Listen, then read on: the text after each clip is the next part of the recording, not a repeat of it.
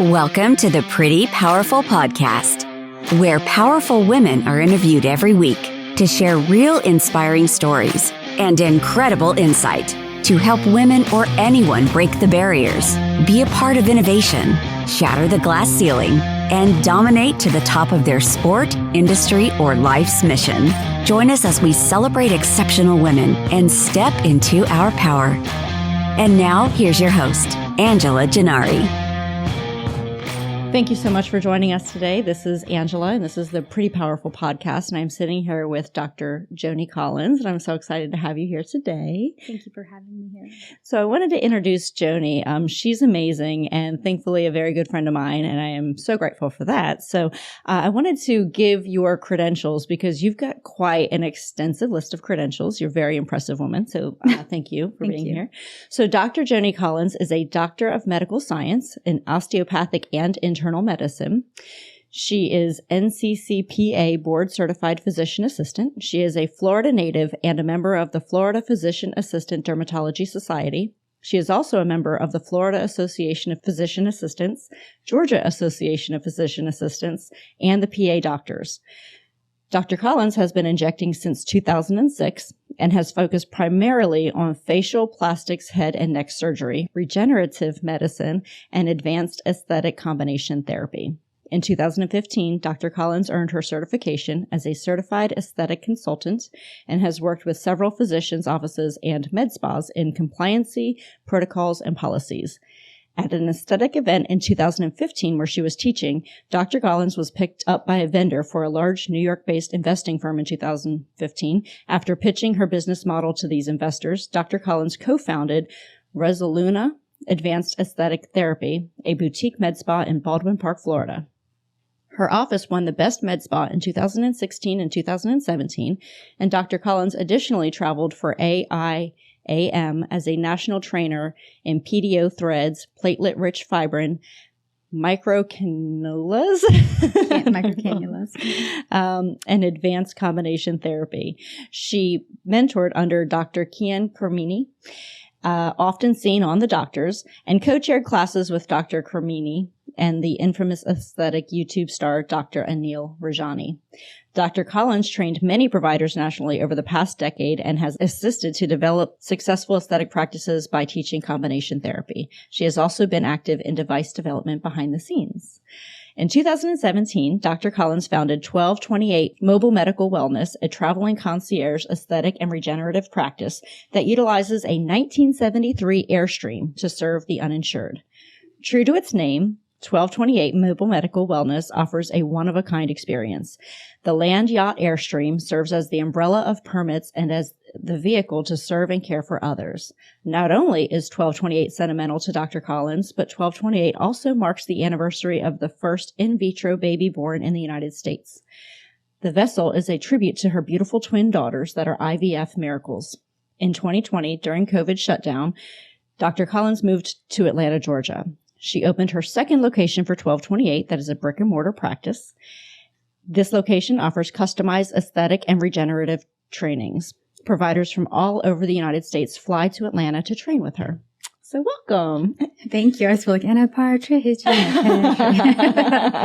lot. No, it's incredible though. You've done quite a lot in your career. So tell me, I know 1228 has lots of meanings, and tell me how that all came about, 1228, because it's also a Bible verse, isn't it? It is actually. It's a Bible verse. We're given spiritual gifts, and it talks about how, as a church, and a lot of people think of church as like this, you have to go to every Sunday and there's all these rules, but it has to do with just the church of God being any religion, any faith, and that we all work as a team to use our gifts to serve other people. And so what are these gifts? And I believe that God humbly blessed me with the gift to serve others through healing and through education. Teaching. Amazing. I love it. You. So I know that you have been working with people with scar therapy. Yes. So how did that come about? And talk to me about the regenerative practice that you've started and kind of what made you go into that particular arena. That's a great question. So it's somewhat stealth of a story, actually. Yeah. I didn't even know that that's what was going to happen.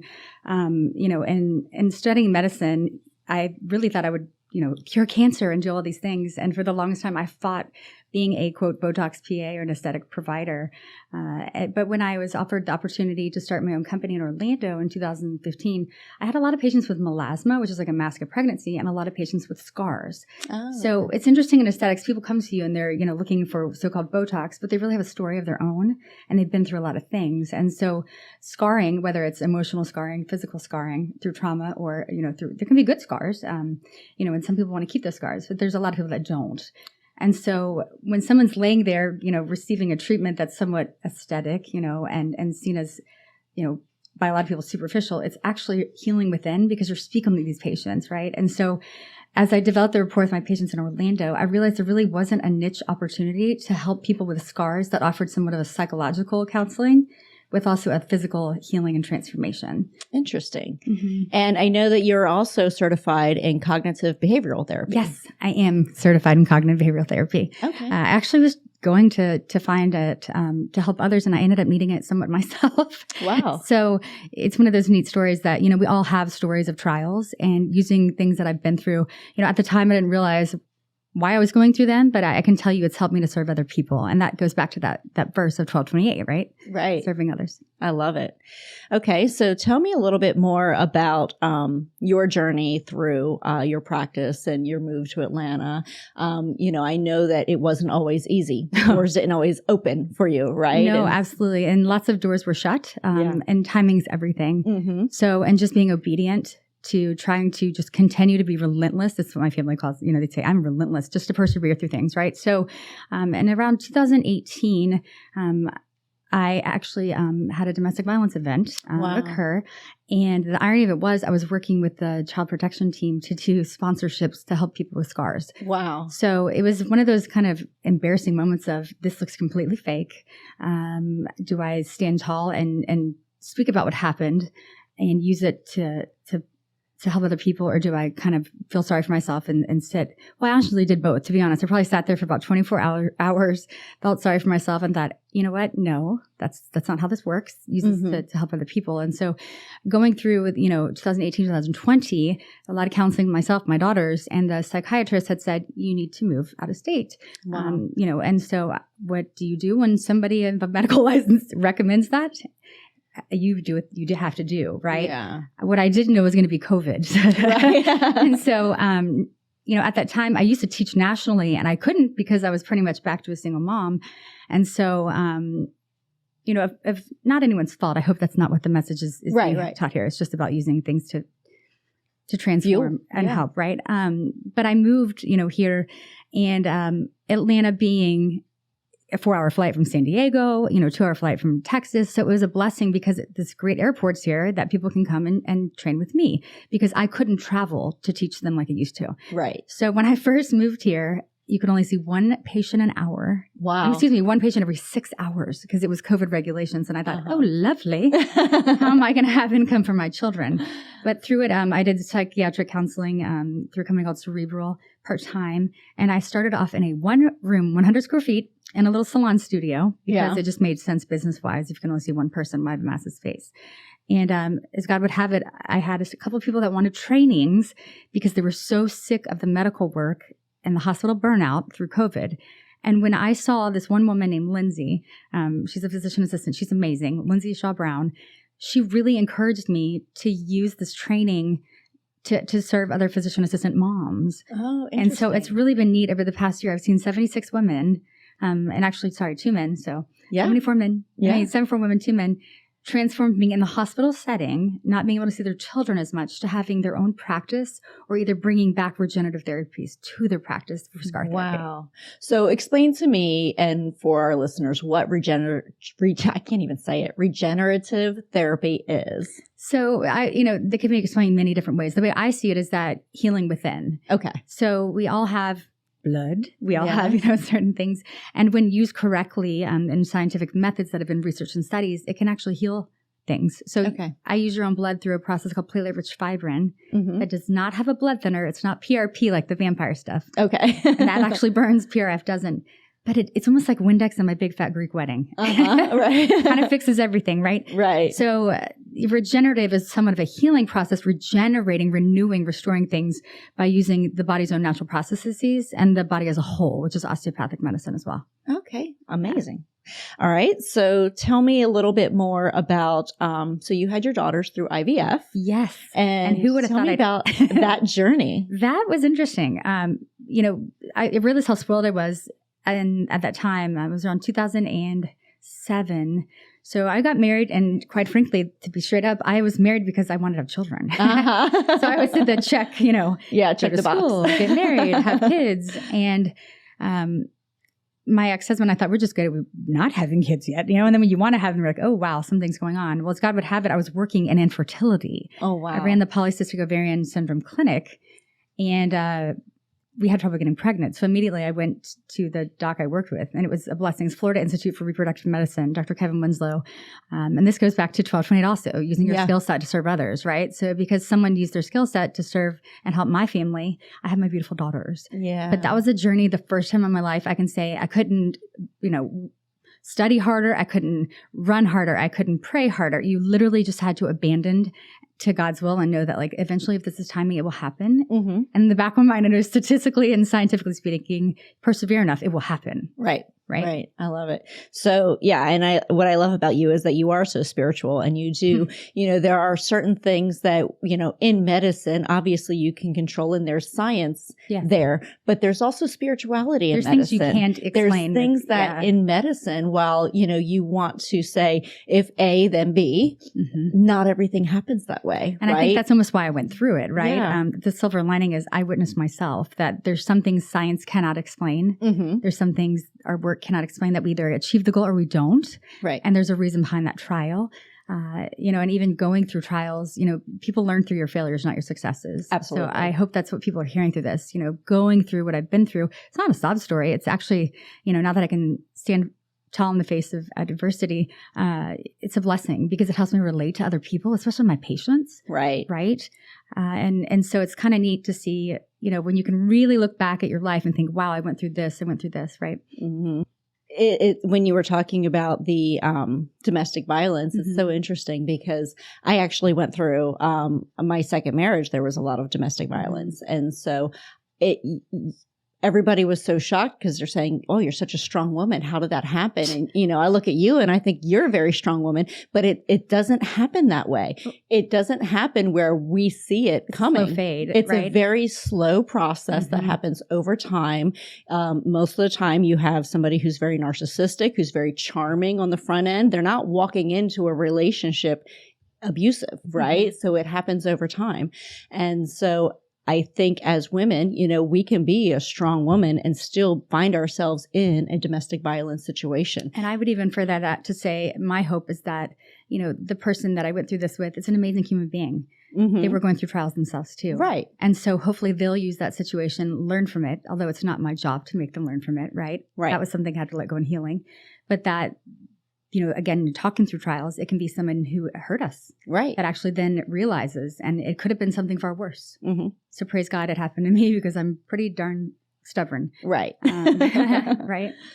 Yeah. Well, and so coming through it, you learn, you just learn a lot. You learn a lot about yourself. You're able to better identify with other people who have been through it, because I can say that, before I went through it, I would say, why would anyone let themselves get in a situation like that? After I got through it, I realized it wasn't because they let themselves. It just is something that you can't necessarily anticipate or control. It's like a tornado. If you're in a tornado, you don't realize you're in it until you step out and go, holy smokes, that was an insane tornado, right? Right. But again, it was at the time, I think 2018 was that Me Too thing. And I remember thinking, for the love of Pete, I do not want to be that person who says, oh, me too, blah, blah, blah. Right. I didn't even want there to be someone that I cared about being in the story of just woe is me junk. It was more of just, you have to stand up for your children. You have to stand up for yourself. Yes. Because if we're not a part of the solution, we're part of the problem. Right. But I can remember being called at the office where I was working by the state attorney prosecuting and saying, just calling straight up, asking me these questions that were just awful. And had I not been able to just redirect myself or put myself in the mindset, I don't know, it takes a village. But in saying that, it made me realize if I'm having trouble through this and I have this mom and dad at home who are supporting me, I have these great children, I have a job that is allowing me to go to the court once a week. How do people do it that don't have the means for that? And that's kind of where the 1228 component came in. So I actually have a trademark that I developed. And it's funny because when I had the name of my company, it had nothing to do with a trademark or a service mark or a copyright. But, there's 12 months in the year and 28 days in the skin cell cycle. Uh-huh. So I have a plan where people come once a month or once every 28 days for 12 months. And it's a restorative plan for internal healing and physical healing for scar or trauma. Mm-hmm. And in saying that, I don't know where I was leading with that other than, just being able to use what I went through to serve and really realize back to even cognitive behavioral therapy. Why do we act the way we do? Yeah. How were we raised in our childhood? And the thing is, my dad and mom have an amazing relationship. So that was the hard part for me to see, how did this happen? How did I let this happen? And I think sometimes we say imposter syndrome, but as women, as mothers, we feel guilty. Yeah. If we do anything that feels self-serving. Right. And right. Sometimes self-serving is saving yourself. Oh, absolutely. And self-serving can be serving others to where you feel guilty almost. Yeah. And that's that imposter thing, right? Right. Yeah. Well, and self-serving could be something like aesthetics, right? If I'm coming in there to get rid of a scar that, I had during childbirth or I had, in some facet of life, like, am I not honoring, that experience? The tiger stripes of abdomen, right? So I always encourage people to put that on me. Right. I always brush off my shoulders and say, put that weight on me, because here's the thing, at the end of the day, whether it's Botox, whether it's purple hair, whether it's pink socks, with brown dental floss that makes you feel better in the morning. I'd put a Cheeto on my forehead if it made me a better citizen, but it didn't hurt anyone, to help them. So I encourage them to put that on me so they can feel the best. And we encourage game plans on that. Yeah. Because here's the thing, in aging every day, there's nothing worse when you go somewhere for help and you feel like they're selling you things, right? Right. So my goal is to teach people to make a game plan so when they come, they don't feel every time, oh, I'm serving myself.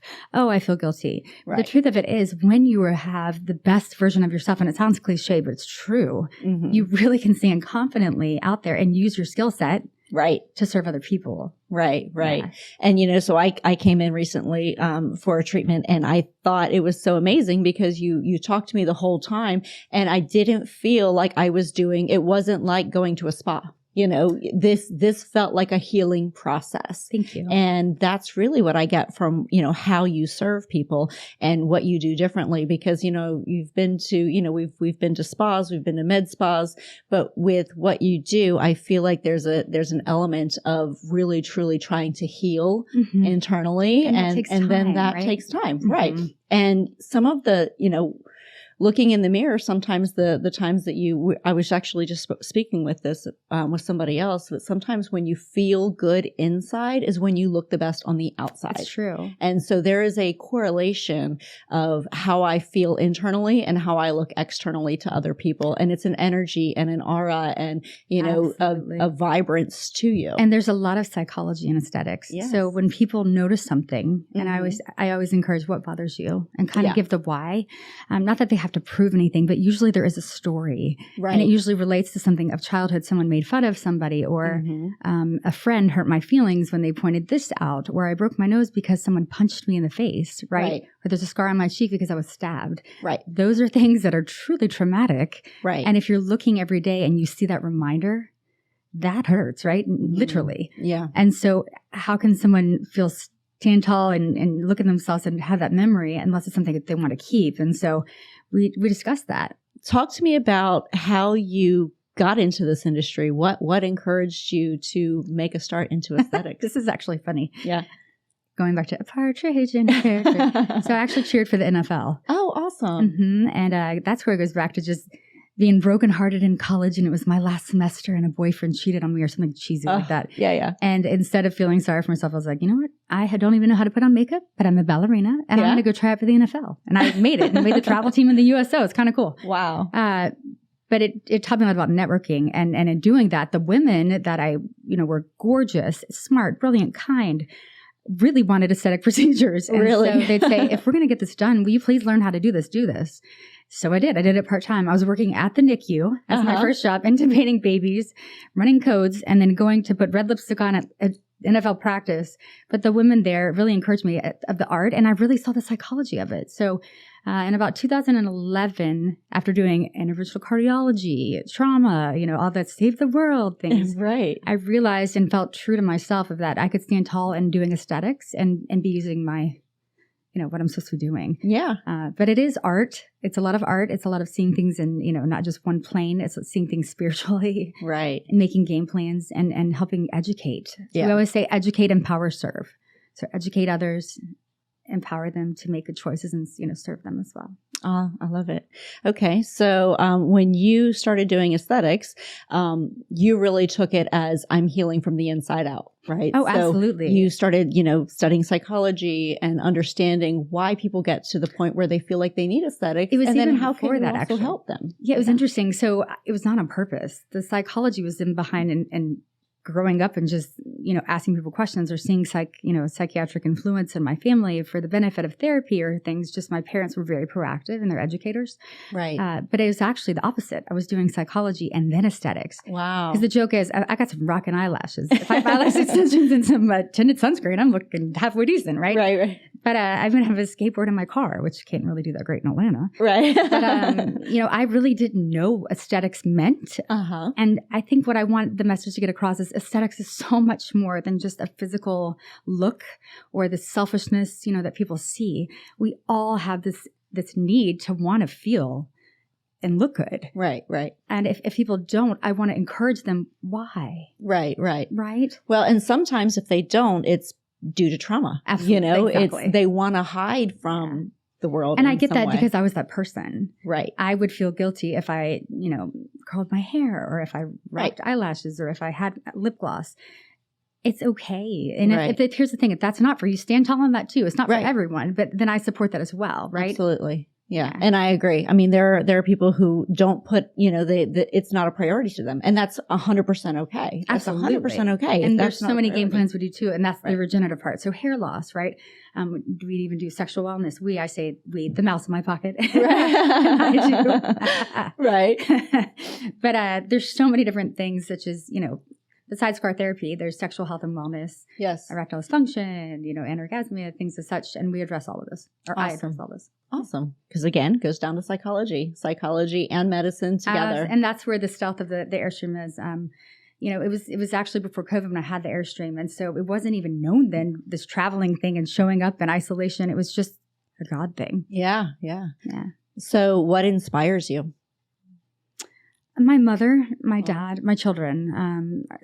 My children inspire me because they're what we have, our future, our legacy, right? And what we leave to them is, to me, when I look at God in the face and say, okay, what did you do with what I gave you? I gave you a lot, Joni. What'd you do? And I think about these two human beings that were created out of just complete miracle. Right. There's science, but then there's God, right? Right. And to look at them and know that I gave every effort I could to support them makes me emotional. Yeah. Because I'm so thankful. Right. And it's funny, I don't mind sharing this. I went through in vitro, right, 12 years ago. And then a 42-year-old woman, that's me, actually joking, say I'm 84, but I'm 42. I had a miscarriage, and it was spontaneous pregnancy on birth control. And that was that same situation of, oh, wow, what am I going to do with this? But again, what the legacy of leaving that is, how did I face adversity in front of my daughters? Right. I cried for maybe 48 hours, and then I got to work. And then seeing that is important. Yeah. Because you're using failures to make success, right? Right. There's certain things we do not have control over. Right.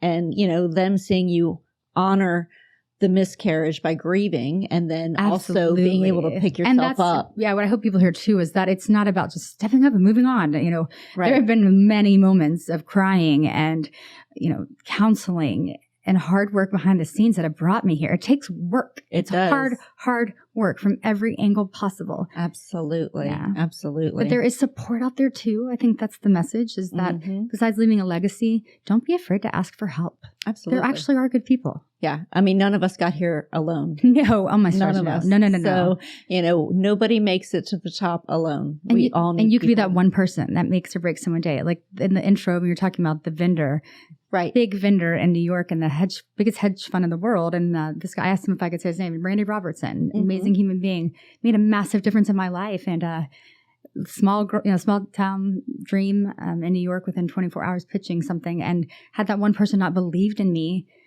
I pray I'd have the confidence I do now, but it was even someone being loyal during failures to teach me. Right. That you can fail, learn from this, and use it to serve other people, be better, and to still succeed in business. That was a huge thing. So if he's out there listening, thank you, Randy. Awesome. Yeah. And sometimes it's that one person believing in you when you don't feel like you believe in yourself. And that's my mom and dad. So that's when you were saying who inspires you. I never knew I couldn't do it. Yeah. My parents literally always made us feel like, oh, you want to do it? You do it. You have to work hard, but you do it. And I can remember cleaning houses in high school. To be able to go to college, right? So it was just that cheerleader in the background, that relentless spirit of, I think I can. No, we know you can. Right. So I never knew I couldn't. Right. I love it. That's awesome.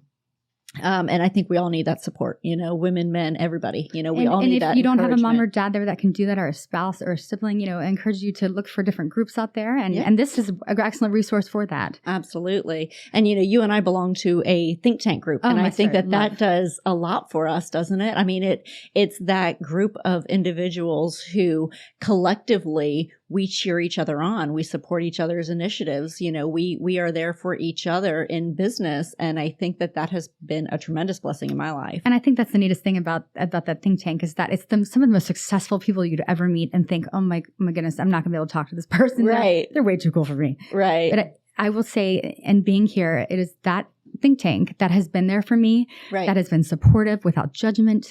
And so it's okay to, there are big people in this world that are kind. And so absolutely seek out resources. But if you don't ask, you can't get, right? Well, and so that's the thing is like, as women, people are like, well, those opportunities aren't out there for me. There were no opportunities that just came knocked on my door. Them. I went and got them. That's what I said. You have to find them. Right. Even a business plan. I remember working in cardiology and oculoplastics and what we jokingly called sketchy skins back in the day. But at night after my children went to bed, I would work on a business plan until 3 a.m. Yes. It was work. It doesn't look, it's easy to see from the outside, ta-da, aesthetics. It's so fun. Right. But I cleaned houses on the side. I took extra call to be able to attend trainings. Right. You have to invest in yourself. You do. And when you don't see those opportunities presenting themselves to you, you go get those opportunities and you create them. And I worked very small amounts of time in my life. Most of the time I've been an entrepreneur over the past 20 years.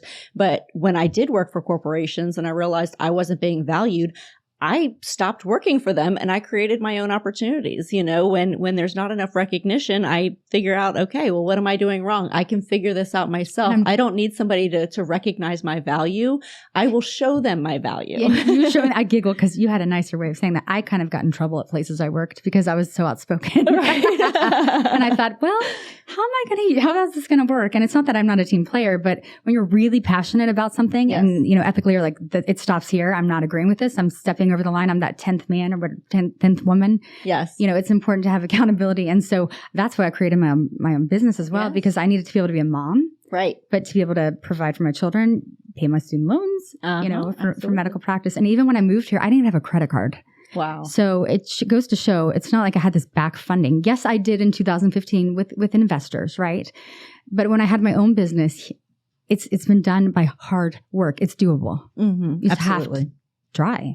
So, as women, I think we give away our power to so many people. We say it's because of this person and this person that I'm successful. And, had it not been for my spouse, had it not been for my employer, had it not been for this person. And while everybody in our lives do get credit for where we are, I feel like we are quick to give away our power and not step into our power. So tell me about a time when you gave away your power unnecessarily and another time when you stepped into your power, and why did you make that change and why then? And I wouldn't even say specific timeline. I've just seen the repetition and asking, why am I creating these habits of almost self-sabotage? Yes. Yeah. And I realized I was trying to, quote, save the world, heal the world. And that it's not that it's not my job. It's just that sometimes people have to have failures to be able to have successes. And that's very hard. Because I would hire all these people that were quote projects, and then you could actually almost empower somebody too much. Right. And then they would turn against you and it would hurt my feelings so badly. And I thought, why am I doing this over and over? stand tall and feeling that you don't have to have projects because I was a project myself. Right. And realizing, yes, it takes a village, but you can do things through hard work on your own. I'd say the only thing that I'm not comfortable with saying that wasn't my own is God. And that's because I'm telling you, there are things that I cannot explain how I got through them other than God, sheer faith. Absolutely. Yeah. Mm-hmm. I agree with that. So when you stepped into your power, it was just taking control of that, of like, I don't have to, because I'm a big believer in you can help somebody so far, but they have to take accountability. Absolutely. They have to step into their own And that's even what happened with the domestic violence event. Right. I can remember that evening. I was getting my doctor of osteopathic medical science. I had a presentation due. Okay. I wanted to do that. Yeah. The clapper. I was giving a presentation that evening, and the occurrence had happened midday. And again, 2 little girls looking at me, and I thought, this is the moment in history. Right. Where I can either sit here as a victim or be a victor or a survivor, right? Right. And that's when it probably was not to my benefit in a court of law, but at the moment that didn't matter. It was more about my children, my safety, myself, and standing in that time. And it almost feels like in slow motion when I think about it. I remember giving a presentation that evening after that event happened. Wow. And my little girls remember that. They don't remember the tragedy. Wow. Right?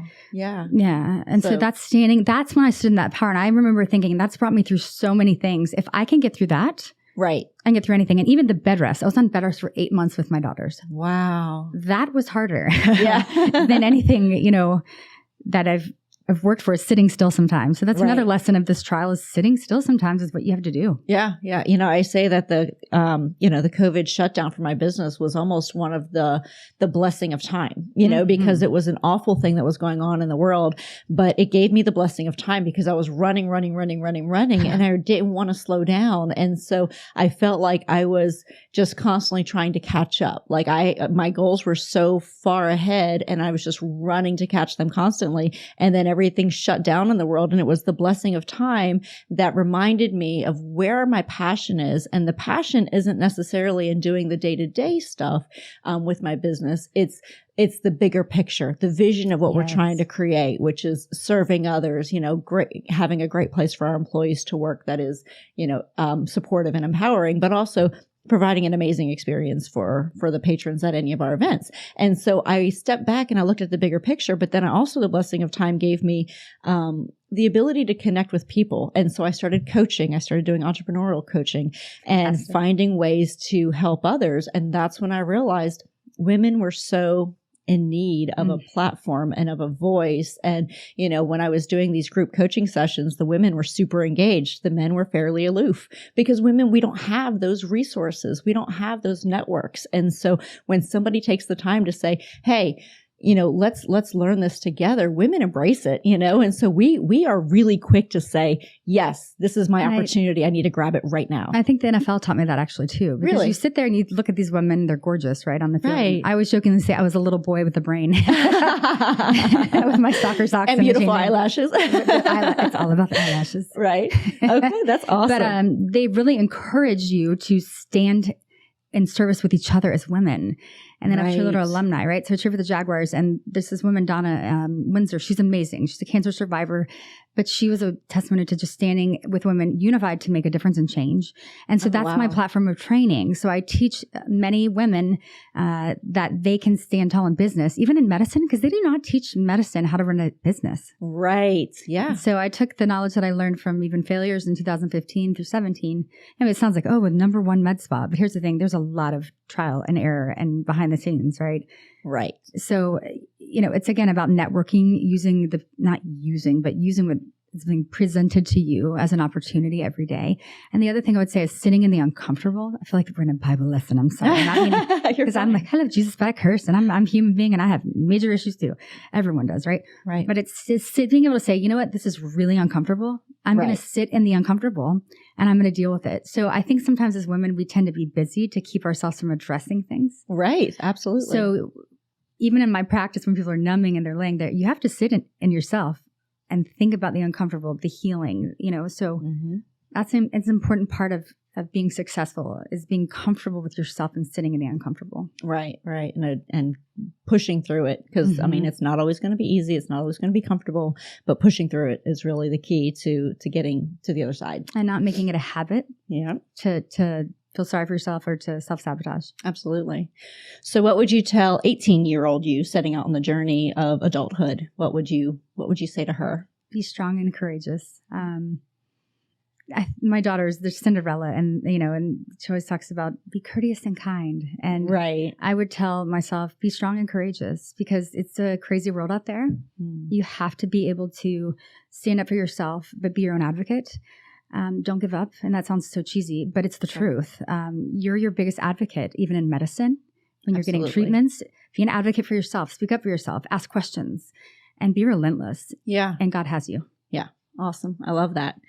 So what do you wish people knew? Wow.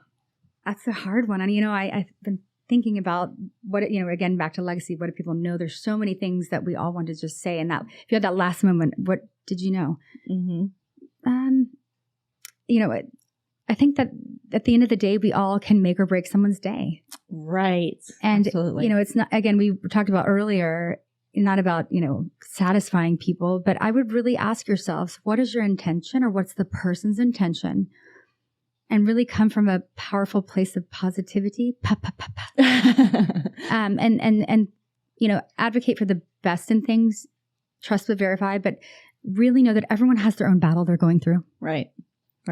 Be that person to make that person's day rather than break it. I was, this morning I saw a quote, and I actually shared it on my social media, but it was, we don't see things as they are. We see things as we are. Absolutely. And so going into your day and using that as a filter of, am I judging this person harshly because of my own internal filter, or am I seeing what needs to be seen, right? My texts are misunderstood because we see them through how we're feeling at that time. Right. Yeah. We can be offended by something just because we just had a moment of, where we felt slighted by somebody, and now everything that's going to happen, somehow we become offended, and so I've noticed, even with interactions with my son, if I've had a bad day at work or I had a bad phone call, the very next thing he could say something like, hey mom, I'm going to, do X, Y, Z. And suddenly I'm frustrated with him, and he didn't do anything wrong. But and I actually even tell my daughters too, if you're a mom, I encourage them always to ask questions. If you're the mom, what would you do? Right. Because then it puts you in someone else's shoes. Same thing with the advice, right? Of what would you tell someone they wish they learned? Encourage yourself to ask questions of, if you were that person, how would you feel? Yeah. And you might change the way you do things. You really will. And I think advocating for yourself, like you were saying, is so important. Because I think as women, we don't do that enough. We'll advocate for our kids. We'll advocate for our spouse. We'll advocate for our family. But when do we advocate for ourselves? Like put the oxygen mask on yourself before others. And that's I constantly have to remind myself that. Yeah. Right. But thank you for letting me be here. And absolutely. Yeah. Well, I'm so happy that we had a great conversation, and I'm so thankful for your friendship. So thank you for being here, and I hope to see you again on a show, and wish you much success. Yeah, and to be, I'm here for, not that I have the time, but I'll make the time. It's about making time for helping people. And if anyone has questions medically or need an advocate, I'd encourage them to reach out. If I don't get back to you quickly, I'll try my best. Right. And you've got, even more extensive information that they can see on the website at prettypowerfulpodcast.com, because we've got your bio up there. So I look forward to seeing you soon. So wish you much success. Thank you for joining our guests on the Pretty Powerful Podcast. And we hope you've gained new insight and learned from exceptional women. Remember to subscribe or check out this and all episodes on prettypowerfulpodcast.com. Visit us next time. And until then, step into your own power.